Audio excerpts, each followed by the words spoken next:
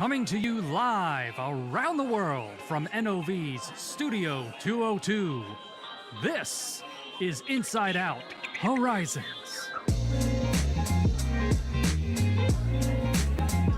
With your hosts, Lydia Brantley,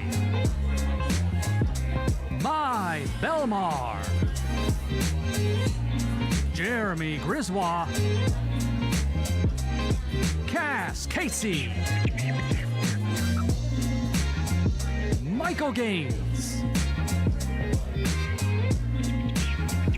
and Shelby Dumaine. Now, let's start the show. Hello and welcome to Inside Out Horizons. My name is Shelby Dumaine, and I'm so excited to welcome you to the very first episode of our new season of Inside Out Horizons. If you've seen the show before, you know the goal of our show is to take that insight that comes from here and all the great people we have at NOV to talk to leaders out there in the energy industry and bring that insight out to you. And if you notice this year, we're tacking on a little bit to the end of our name, Inside Out Horizons, because we really want to have those conversations that are looking forward to the future, out to that horizon of the energy industry and see what else is out there and what we can do to bring the great people and the great technology to the future. And if you've seen the show before, again, you know our host is normally Asad Mahana. We had a really great time having him on the show. It was really great to hear all of his incredible insight. But of course, you know, after some time, he had to bring that insight back into NOV, which is totally fair. You know, we asked him to take that insight out. He did. He had to bring it back, and he's working on some really exciting projects. And so for season 2, I sat there with Michael and with our production team, and we all worked together and thought, what's the best way to bring you the most unique, most well-rounded experience and insight and knowledge from the energy industry? And we landed on the best option being to have 5 new hosts. I'm so excited. We're going to do that so that every week we can bring you a different host with a unique perspective, a unique background, who has a different take and opinion on energy and what that means for them and what that means for the industry as a whole. And they'll be talking to industry leaders every week. So we're really excited to bring you that content. And for our very first episode today, we will be meeting all of them. I've had the great pleasure to work with them throughout my years in the industry so far, and I really admire all of these people. But before we talk to them, I would be remiss if you've seen the show. You know I got to talk about social and what you can do to watch past episodes. I can't help myself.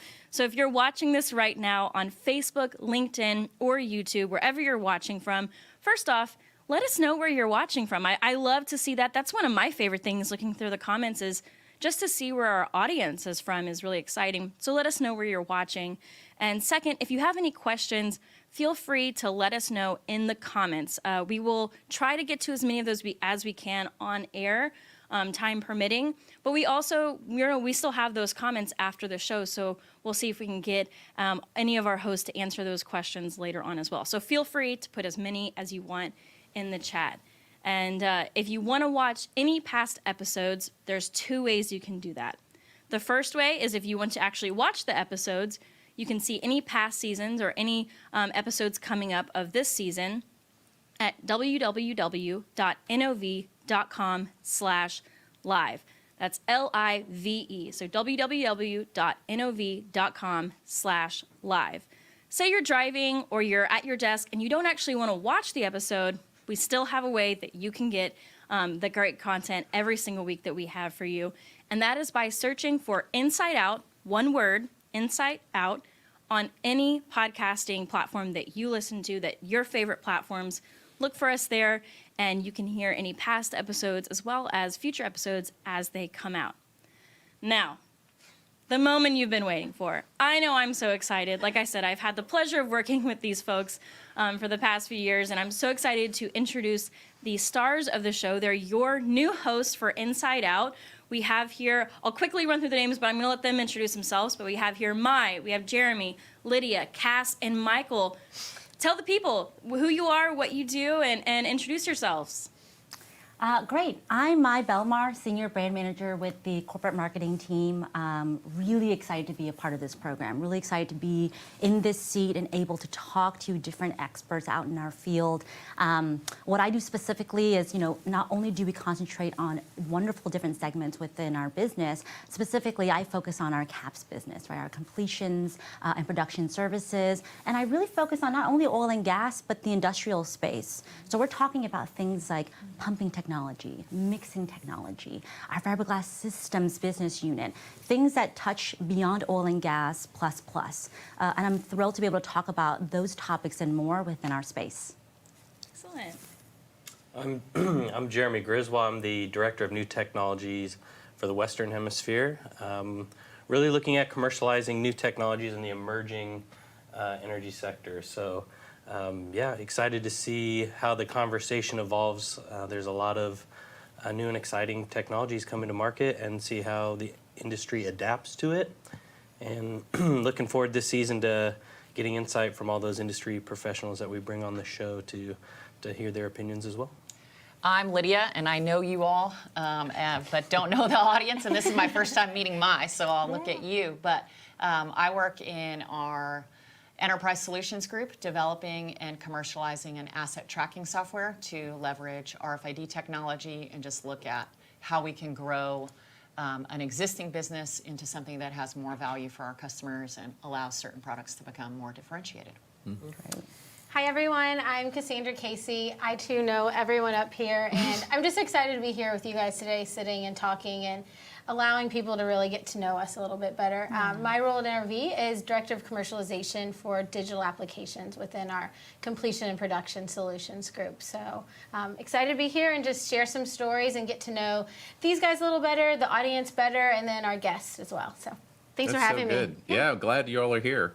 This is my first time here. My name, I'm just kidding. What does he say? So yeah, for those that joined, so I'm Michael Gaines, the voice here at NOV. So get to have and continue to work with everyone here, and Shelby and many others in helping drive our content like this live, as well as our written content and other platforms. So yeah, absolutely echo everything that you all have said. Excited to be here. Really looking forward to the conversations and people and perspectives that we'll be able to bring on the show, not only from that side, but also the perspectives that each one of us are able to bring to the table through our experiences in the energy industry. So really looking forward to that.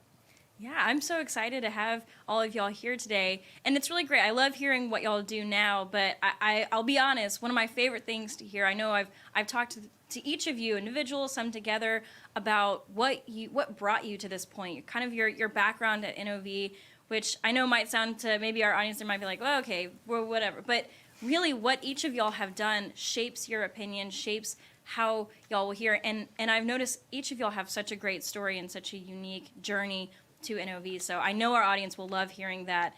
And so I'd like to maybe pose that to y'all. What brought you to this point? What's your background here at NOV? I'll start with Cass. Why don't you go? Oh, I felt like you were looking at me. I'm like, oh no, she's going to start with me. So I've been at NOV, gosh, for 16 years now. Wow. I know. I can't believe. Sometimes I can't believe it myself. I know. 16 years. I started right out of college from NOV. This has been my only job. I started in a rotational leadership program, and I just felt so lucky to get that opportunity. I worked within 4 different groups of the business. I got to choose at the end of a year who I worked with and where I worked. And I think that's one of the biggest things for me at NOV is that we work with great people, but we all have the opportunity to choose who we partner with, who we mentor, how we're mentored. And I think, Shelby, the reason I'm here today is because the people that I've worked with have taught me so much. I've worked in our organizational development group, materials management.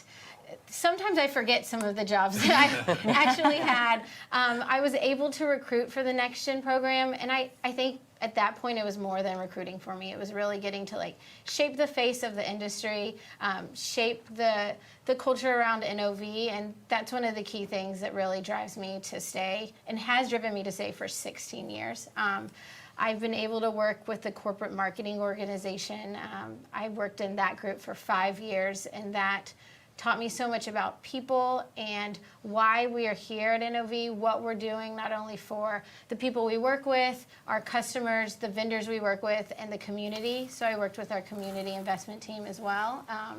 And now I went back into a business unit because I think that really has an impact on the industry and who we are too. So I've been doing that for 2 years now, and I've learned so much that hopefully will help me in future years here too. So thanks. Yeah. And yeah, what else? Michael, I know Yeah. you got a great story. Yeah, As well. well, I don't have as many years as Cass. Cass wins that prize. But yeah, so 10 years here at NOV. Started out in the product line group in our drill bits team with Reed Heikelog, which it taught me so much. I mean, as soon as I jumped in, having no background in oil and gas, I really learned a lot. Had the opportunity to go out into the field. I had a great team that really just shepherded me and helped me understand some of the basics, which really to this day has helped me understand and grow in conversations, in understanding emerging technologies and some of the fundamentals from those early days. And then moved through that organization, through the product line group, and then through the great benevolence of Cass and David Reed, was able to join the marketing team and just jumped in feet first and started the podcast and was able to throw out crazy ideas and not really have them thrown back in my face, but fail fast, as always say. So there's some things that didn't work well, but we've been able to try a lot of things and really excited, really to have the conversations and understand the perspectives of the folks, certainly in the industry, but within NOV. I've told many that, when we first started doing the NOV Today podcast, I was traveling around certain areas, and it was almost, it was this weird feeling of every time I would go to a facility, whether I was in Mexico, Canada, whether anywhere in Europe, that it was like I was still back in the States and like, did I fly for 8 hours? Like, where am I? Because the way I'm received, the desire for excellence, for customer service, for innovation, like it was all the same. And at first I thought there was some trick being played on me, but then I realized, no, that's called robust culture. So seeing that was really interesting. Okay, because you did such a dramatic change from technical product line into the voice, which is a job that most people have never heard of, or like many companies, I would say, within oilfield services probably do not have. Is there something from product line that you carry over into this role? One of them is the relentless drive for the customer voice in everything. So the idea of developing technology is so great and absolutely needed, but developing technology for the sake of developing something because you can is I think, a wasted effort. And it's a dangerous slippery slope that you can get in. And so always having remembered those experiences of driving 6-7 hours out to the field to go into a rig to talk to a customer to ask, hey, here's a product that you have that we're using.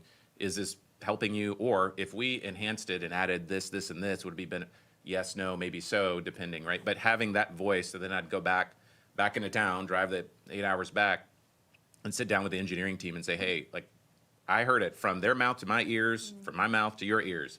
This is what's important. So that's probably one of my biggest ones is really that voice of the customer and everything that we do driving the value for them. That's helpful because it probably informs your questions, and it Oh, yeah. probably, Yes. when you ask that question to someone in the business, just articulating the response Yeah. is probably beneficial. Oh, yeah.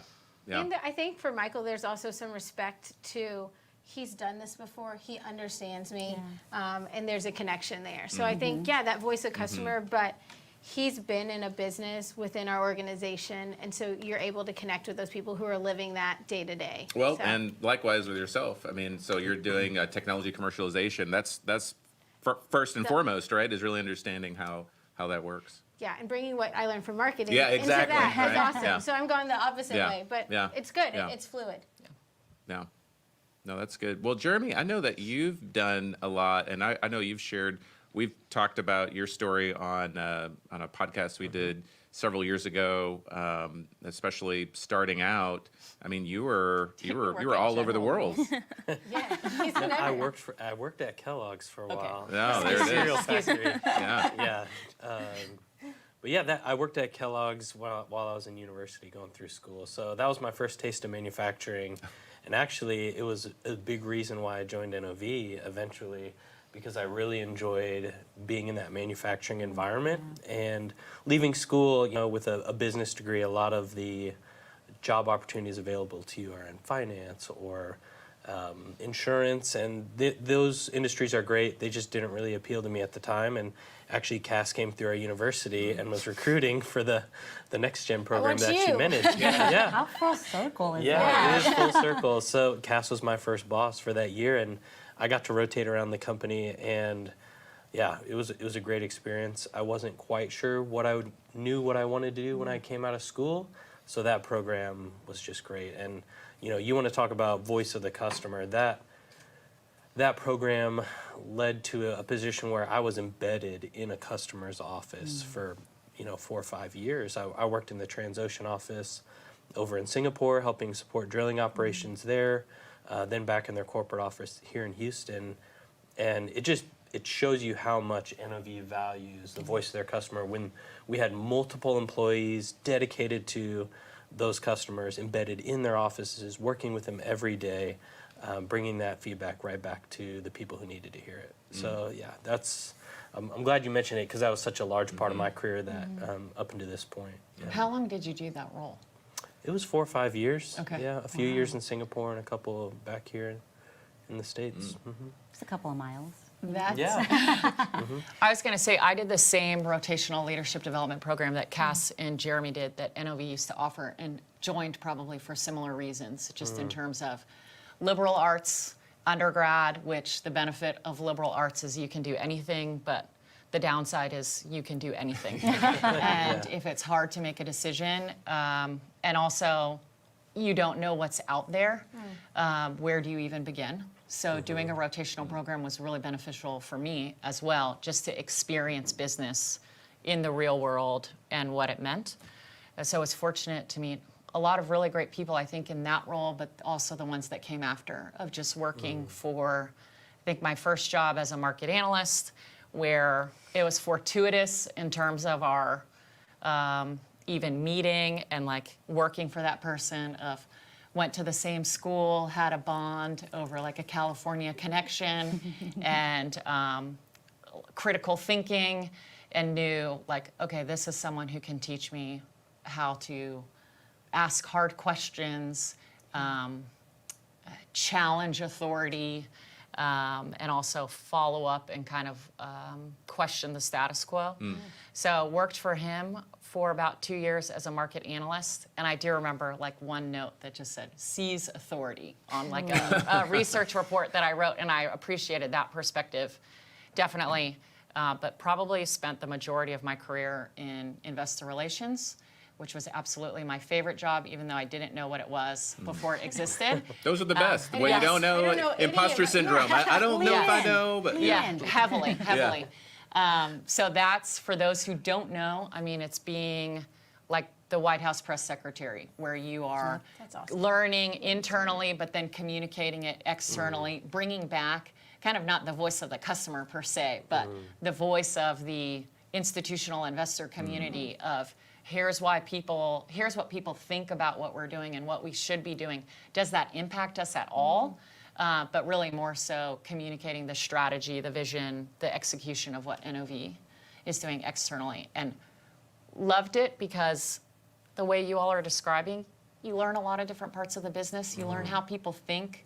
You learn what makes the business special, distinctive, and you can kind of apply that perspective so many different ways. So, Well, and I think love that. it's a great insight that you're going to bring, because so much of what the industry is going through right now is investment driven and ESG driven. And so I feel like your perspective working with that community is really going to be valuable to the program this season. Well, thank you. I'm admittedly a little out of touch with it now that I haven't been doing it for, when did I start? I mean, it's been at least probably going on 4 years almost that I haven't done it in investor relations, but it definitely still feels like Oh, you should. That I thought you were just going to say. touchdown. Yes, I agree. I will bring a great perspective. Thank you. Just go to the investor relations gym and do some reps. Yeah. You'll be there. The muscles are still there, I'm sure. The muscles are there. Yeah. You would be shocked how quickly you can hop right back into perspective of not only the people you're talking to, but the customers at hand. I imagine. I often have to ask myself, and I came from a very non-traditional background. I haven't earned my free sub sandwich yet in the years, but I'm getting there. I'm getting there. Man, I want that sandwich. I don't know where it's been. My background is in brand management, brand strategy. I've been in marketing for over 11 years, and I've worked with different brands, consumer brands, food and beverage brands, and I always tell people I'm a storyteller. I'm a storyteller through the servant voice of my customer, and it's that relentless pursuit of not necessarily guessing what our customers are needing, but actually being out in the field and living their lives. I have to tell myself sometimes the customer isn't this, golden shadow of like who I want to attain. It's actually me, right? Like everything I do from the moment I get up, brush my teeth, to get in the car, I'm using some product that's making my life easier, better, more robust. So how do I do that in this space? Being in Houston, Texas, it's been beautiful. Through osmosis, I've kind of picked up oil and gas, right? As much as you want to deny the fact that it's here, it's in our blood. Yeah. And so my husband's in that practice. I have family members in that practice, and I've been fortunate to kind of lend an ear and ask the questions that I don't ever think is really silly, but just really inquisitively staying curious and being productive in the way that I answer and ask my questions. So I'm excited because my perspective, maybe not as technical in terms of what the product and service is, but just staying curious in how I can be that voice of the customer and brand that product in the most effective way. NOV specifically excited me because there's a level of innovation and risk-taking that this company is willing to do that many companies just haven't done it yet. Sometimes being the first is difficult, but being the first at the table and selling yourselves, I think I want to do it. I'm going to do it right, but I want to do it. And that's what drew me here. And so I'm excited to be a part of this panel, to ask the hard questions, sometimes maybe even the easy questions, and then earning my sub sandwich. There you go.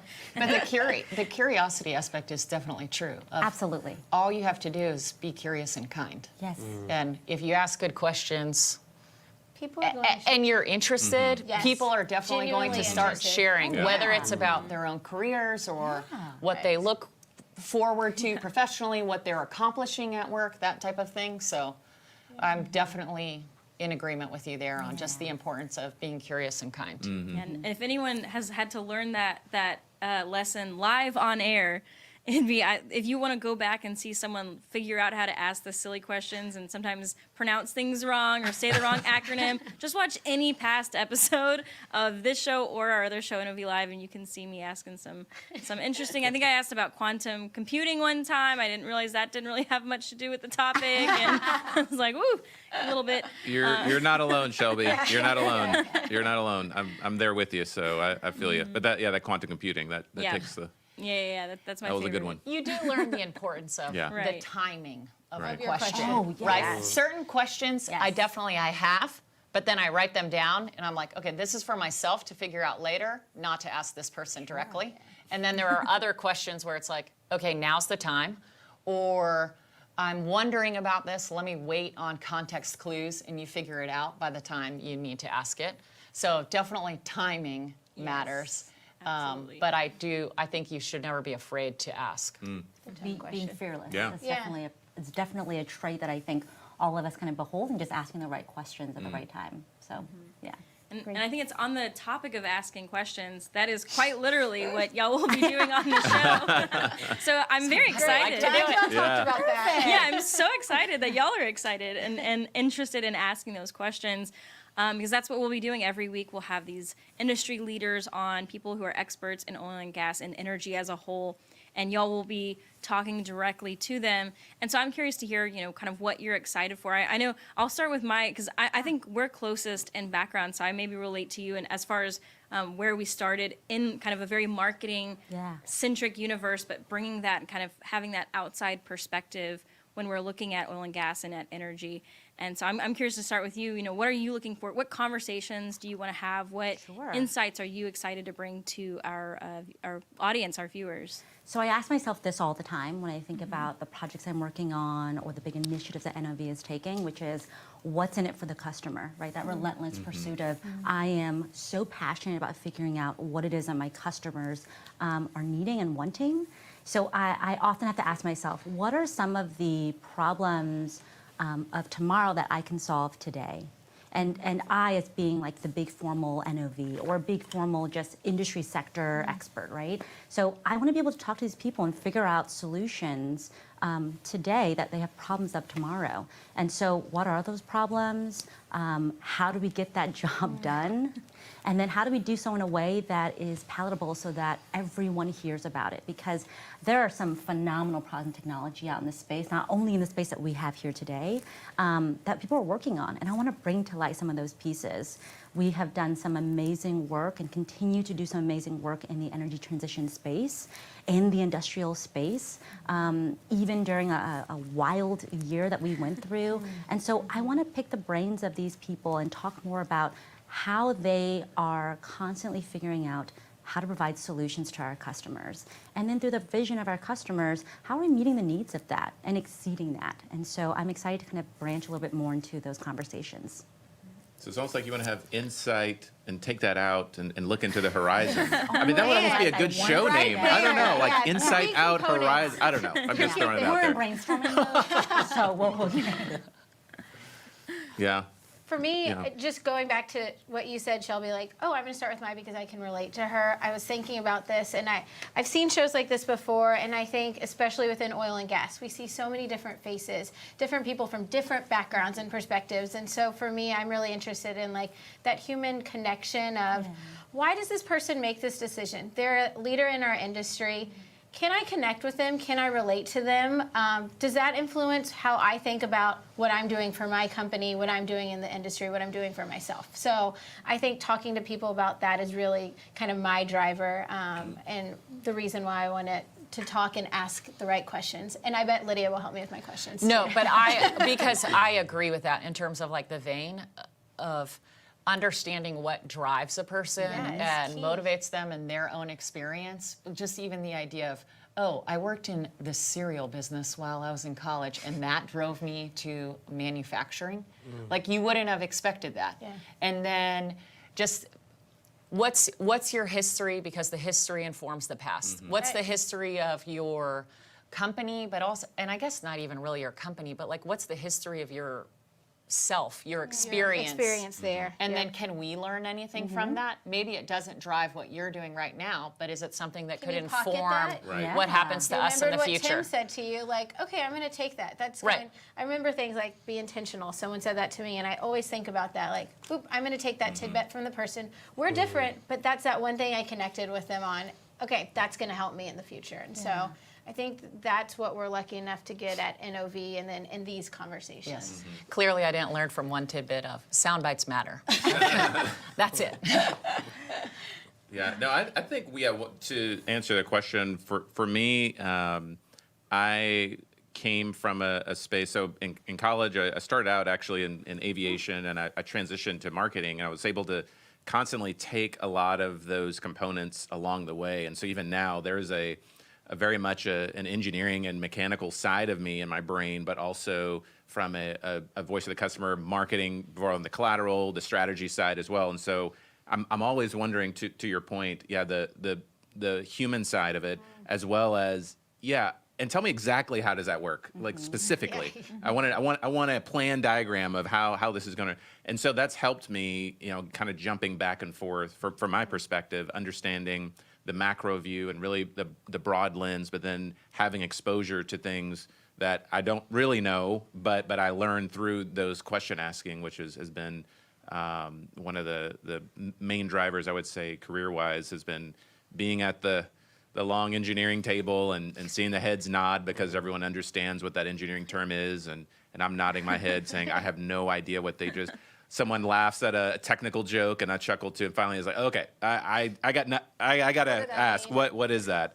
And because of that, in that specific situation, I had someone say, I've been here a decade and been wondering that question the whole time. Thank you for asking. So I was like, okay, so I'm not the only one that has these questions. I'm just going to start asking them. I could be wrong though, but it sounds like you are, not that you are only interested in it, but like more so than me and Cass, you're interested in understanding the technical, the industrial type thing. I suspect that you have an element of that as well.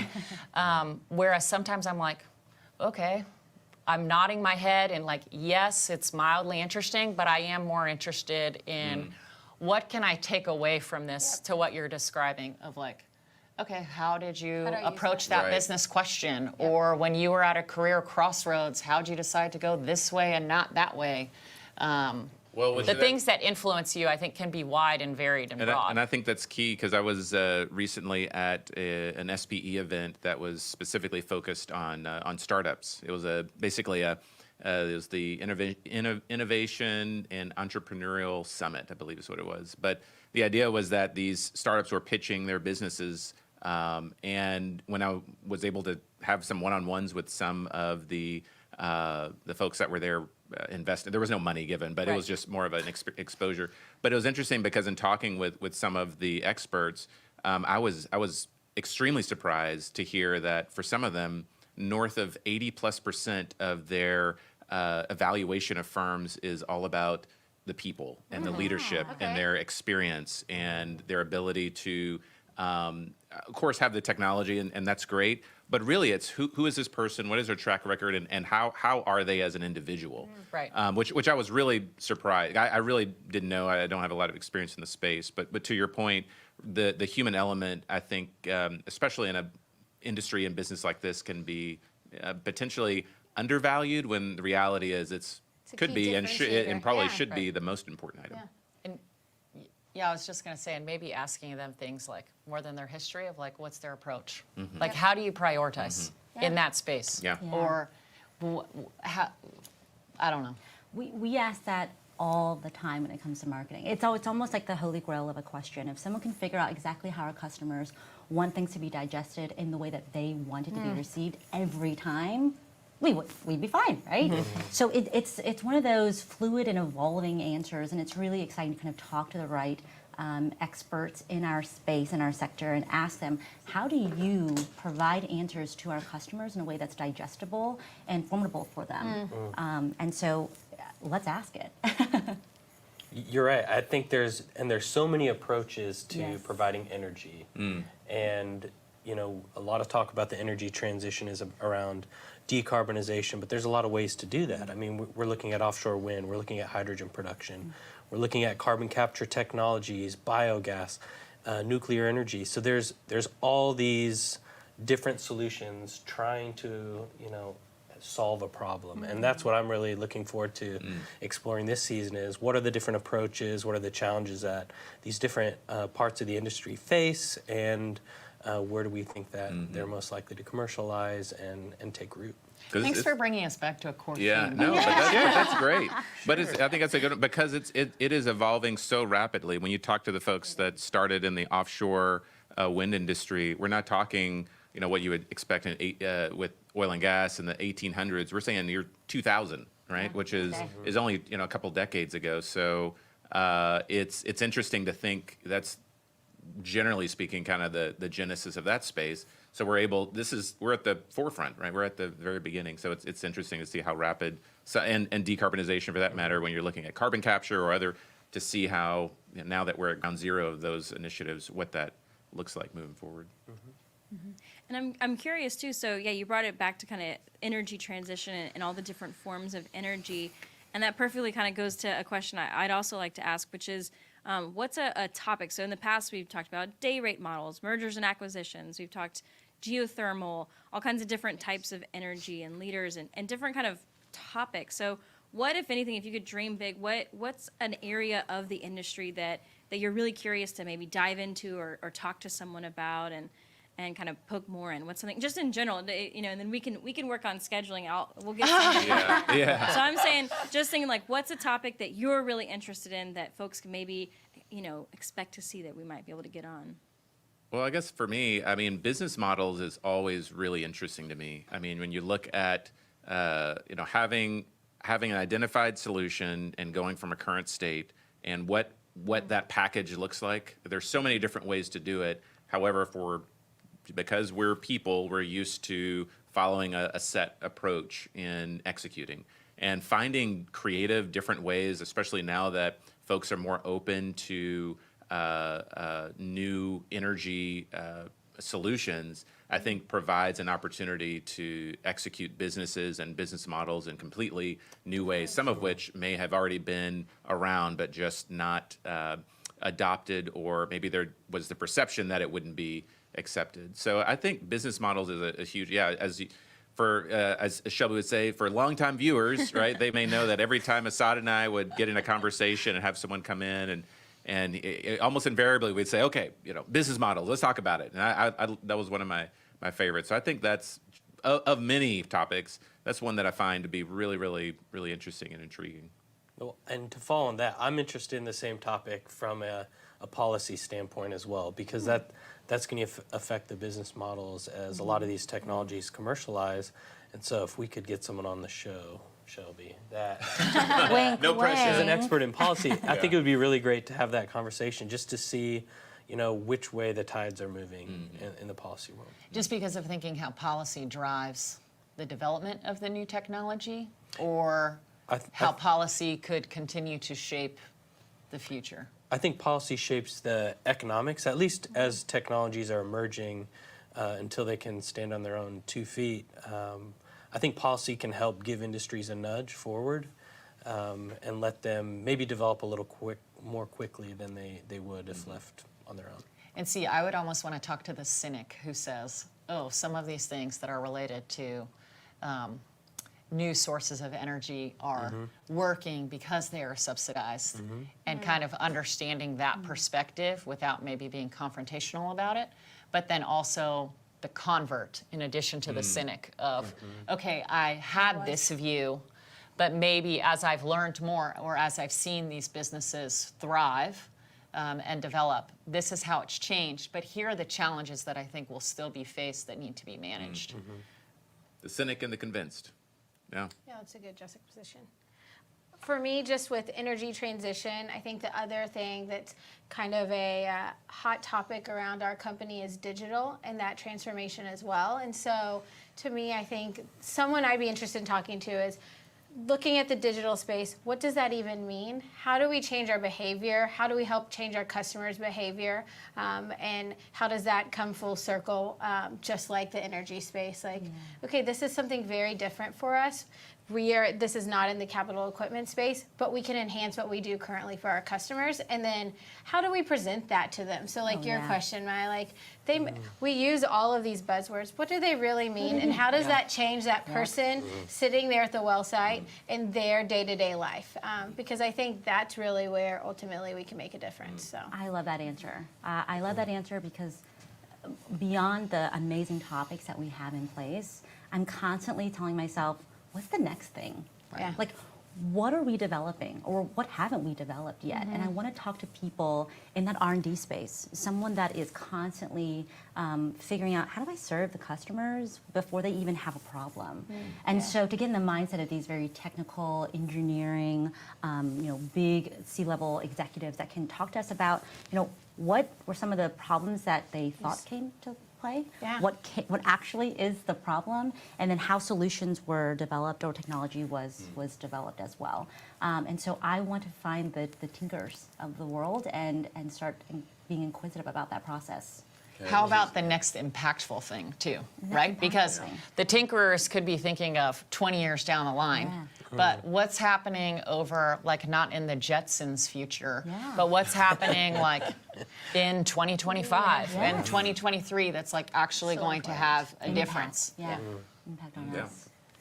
And also, even though I'm not the one answering questions, I will say something that I really hope we can have somebody on to talk about also is HSE as well. I think in our industry, So I think a lot of, even non-oil and gas people may not have even known what HSE was or that they had an HSE department. Which stands or, for Health and Safety and Environment. Health, Safety, Environment. There you go. There you go. I know. Acronyms. I know. I was like, oh, there no. it is. But I think that after this past year, I think everybody is more familiar with their HSE department. And but even in oil and gas, I think that's always on our mind. I mean, when you're wearing PPE and 3 points of contact on every staircase, and how do we get people off of, out of dangerous areas, and how do we make things more safe? And so I always love hearing kind of those stories. Yeah. It's like a part of innovation that maybe outside people don't often think about is just the safety element. And that actually, that was what I was going to say anyway, but we got an audience question. And so I think maybe to close out the panel, we'll ask an audience question that we just got. And so it'll be your first live on-air question for some of you. Maybe not Michael, I know you've had at this, but First time. first time. So Ricardo on LinkedIn, he asked what your thoughts are on the future of automation and autonomy on drilling rigs and processes, and how do we drive the human factor of automation? I feel like this is you. I was looking at Jeremy. My eyes were like burning a hole. Well, I mean, it's a great question because we're sitting here at the Spring It Technology Center, and one of the things they're working on here is robotics on the drill floor, and it's not to replace people, it's to put people in safer positions. So you still have a floor hand. He's just sitting in the driller's cabin next to the driller, almost acting like an assistant driller on a land rig, and that's something that the industry hasn't done before, and just taking people out of harm's way. I think that's a very important thing, and we're automating processes to help take risk out of them as well. So I think there's still a lot of value in investing in those types of innovations. NOV certainly doing that. I know other people are as well. Yeah. From the human factor side, it's almost like what you're describing of putting people in a position where their strengths can shine and taking care of other things that are maybe lower value. I think automation is like a partnership between what we're giving them, how we're helping them, and that person. So not necessarily removing the person, but making them stronger and learning from some things that maybe they haven't been able to experience over time. I like that. Absolutely. Well, to close it out, I want to say thank you all so much for being here today, and our audience will really only see one of you at a time going forward, and so I'm really looking forward to getting that kind of unique perspectives every week, or every other week, from each of you and from our industry leaders. So thank you all so much for joining us. Thank you, Shelby. Yeah, Thanks thank you, for Shelby. Thank you. This was great. Thanks. Anytime. So if you're watching this at home, thank you so much for tuning in this week and meeting all of your new hosts. We will premiere this show every other week, so every 2 weeks on LinkedIn, YouTube, and Facebook. And you can catch us the next time in 2 weeks. Michael will be interviewing Dr. Diana Grauer of Wood Mackenzie. So we're really looking forward to that. And once again, thank you all so much for watching. You can watch any past episodes at www.nov.com/live. So thank you so much for tuning in, and we will catch you next time.